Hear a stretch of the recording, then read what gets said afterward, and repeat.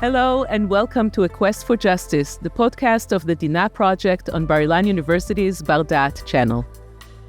In the immediate aftermath of October 7, 2023, amid the chaos and the horror, a painful understanding began to take shape.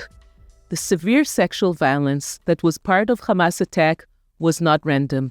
It was systematic.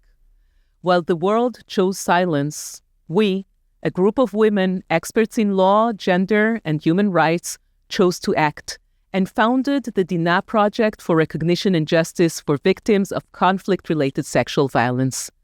Together with retired Judge Nava Ben-Or and attorney Colonel Sharon Zagagi-Pinchas in July 2025, we published our book, A Quest for Justice, as the name of our podcast, where we presented a legal foundation aimed at holding Hamas terrorists accountable for the sexual crimes committed during the attack and in captivity.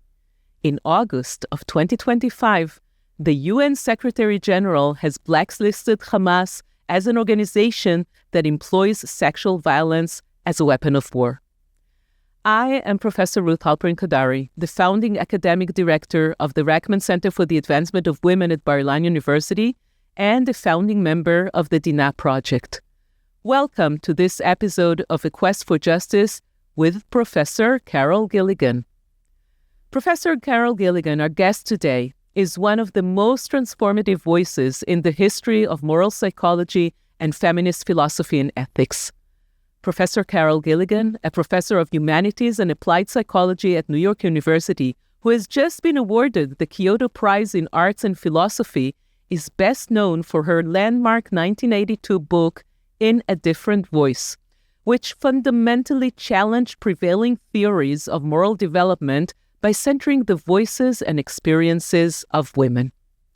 Where dominant moral theory had long framed ethics through an abstract language of rights and rules, what גיליגן called an ethics of justice, she argued that there is a different voice, an ethics of care, contextual, relational, and grounded in responsiveness and responsibility. It was listening to women that drew her attention to this different way of speaking about self and morality, and she discovered that bringing women's voices into the human conversation changes the voice of that conversation. In a Different Voice has been described as the little book that started a revolution, and in 1996, Time magazine named Professor גיליגן one of America's 25 most influential people. It is precisely this framework, the ethics of care, the insistence that relationship and responsibility must sit at the heart of moral reasoning, that makes Professor גיליגנ's work so profoundly relevant to the דינה project's mission and makes her a valued member of the דינה project's advisory board. When sexual violence is used as a weapon of war and the world chooses silence, the question of who speaks, who listens, and who bears the burden of bearing witness is not only a legal question, it is a deeply ethical one. In this episode, Professor גיליגן and I confront one of the hardest questions the דינה project faces. What happens when a therapist holds testimony from a survivor of sexual violence, testimony that could matter in a court of law, and the survivor herself chooses silence? Where does the duty of care to their patient end and the duty of care to justice begin? There are no easy answers, but there are voices that must not go unheard. Please join me to this fascinating conversation with Professor Carol גיליגן.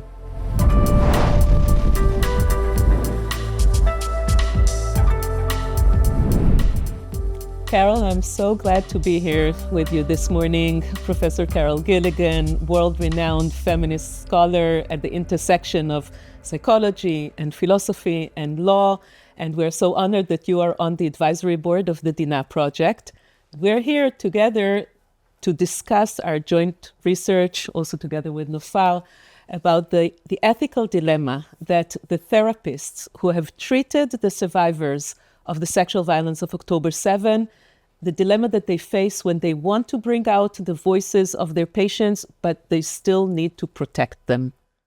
So, Ruthie, I'm so pleased to be with you.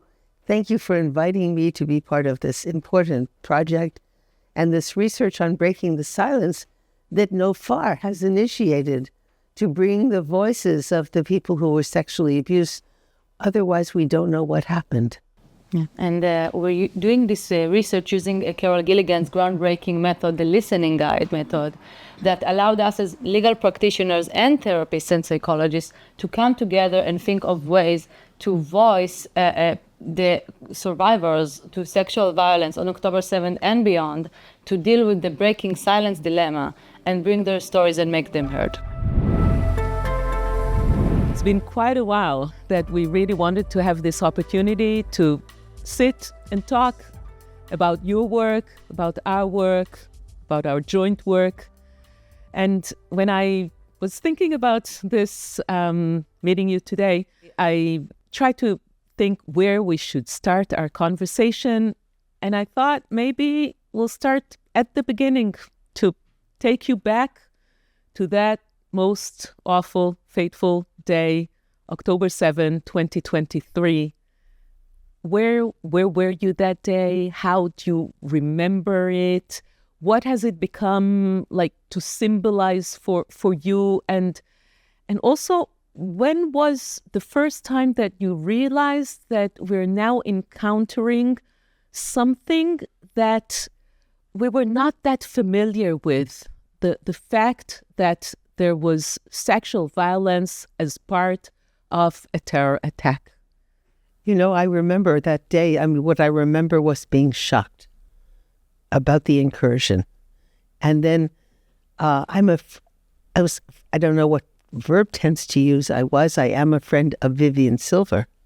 So immediately I thought about Vivian and Kibbutz Be'eri. Maybe we should mention Vivian was one of the most impressive women. Well, amazing woman. I mean, who's so dedicated to relationships between Israelis and Palestinians. To peace. And to peace. I mean, I know Vivian from Women Wage Peace. And I was with it last time I was in Israel with my grandson Jacob, and we were in the north actually with Ariella Ginniger and her husband, and we were with Vivian. And for a whole month, we didn't know. Well, we assumed she had been taken. We were hoping she was alive and in Gaza. So I was really shocked.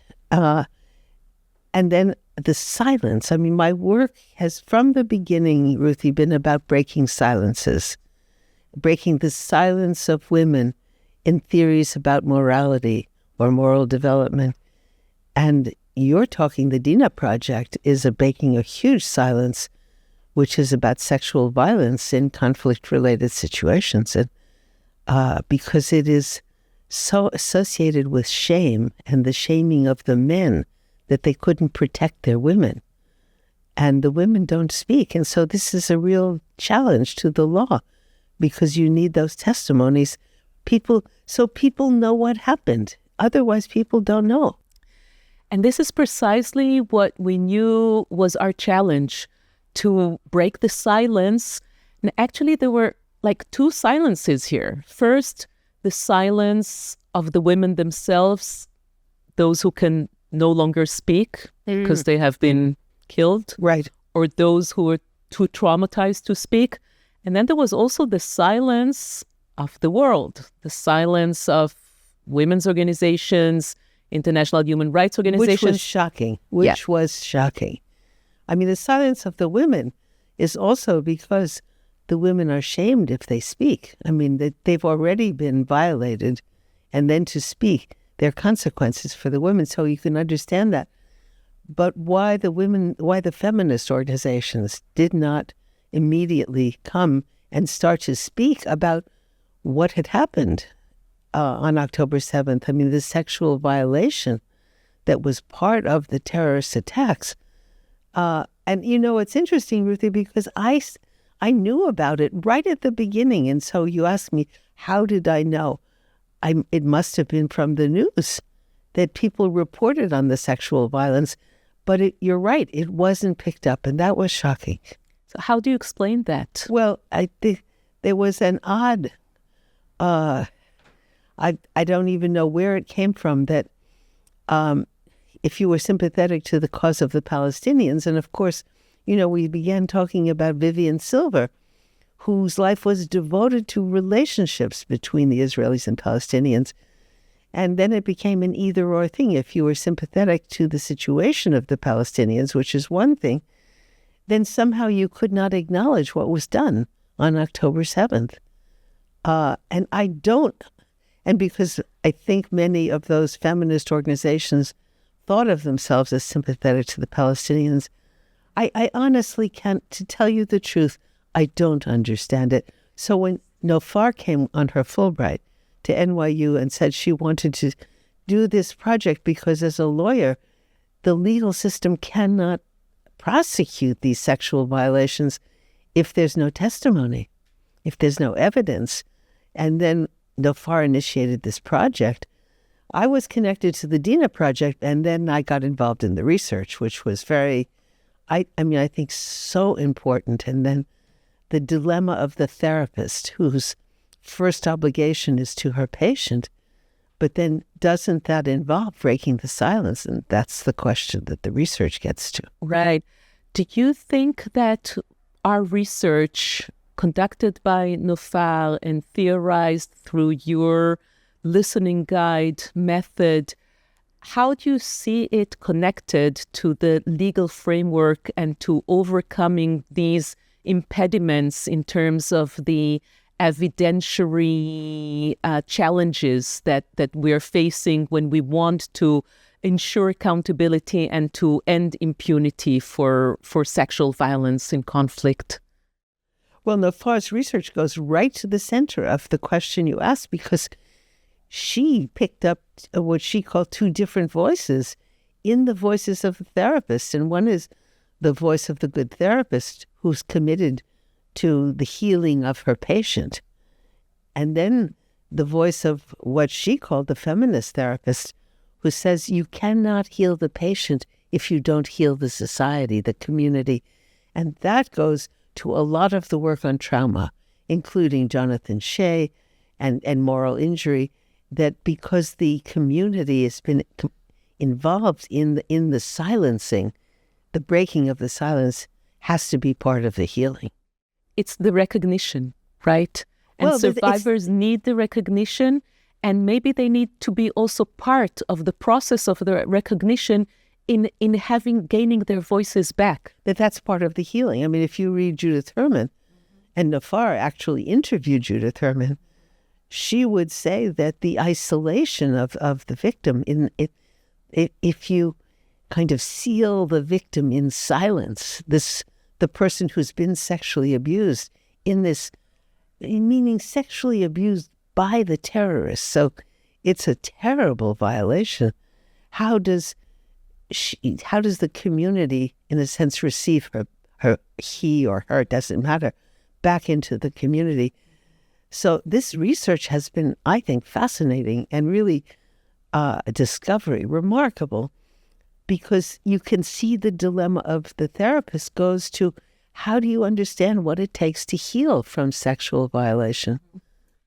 I want to go back to the query about where were the feminists, and what keeps bothering me is, as a feminist and as someone who grew on your research, on other feminist theoricians' research, I always thought that feminism also means being able to hold complexities and being able to overcome the either or, the very simplistic, patriarchal either or choices. Right. And now this is so disappointing. You know what? It's so interesting, because to me it goes back to the beginning of my work.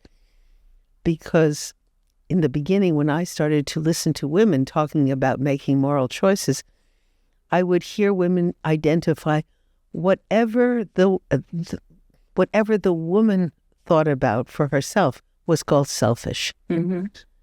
And it was good to be selfless, that is, to only be concerned about others. And this is what I think is going on among the feminists. They're concerned, in this case, about the Palestinians, so they can't be concerned about the women. But so they fall into that trap of And simplistic black and white. It's simplistic, it's black and white, and it's patriarchal. Right. That says to be a good woman, you must be responsive to other people's needs and concerns. And seemingly, I mean, Virginia Woolf has the best description, utterly unselfish. In other words, completely without a voice of your own. And this project, the Dina Project, is about the voices of people who have been sexually abused in conflict situations and the ways, what you're talking about now, they have been silenced. And silenced, I would say, for the silencing of themselves for good reason, because if they speak, they're rejected by the community because they have been sexually violated by those who wanted to destroy the community. So it's a very... they embody the terrorist attack, you almost could say. This is exactly the aim of using sexual violence as a weapon of war. Well, and it's a weapon specifically that shames the men and shows them as incapable of protecting their women. Yes, exactly. So the dilemma of the victim, and this is what the therapists are struggling with. How does somebody heal when they have been violated? Physically violated in this very intimate way. We're talking now when you're back from San Diego, where there was another celebration of the Kyoto Prize. Celebrating you receiving the Kyoto Prize.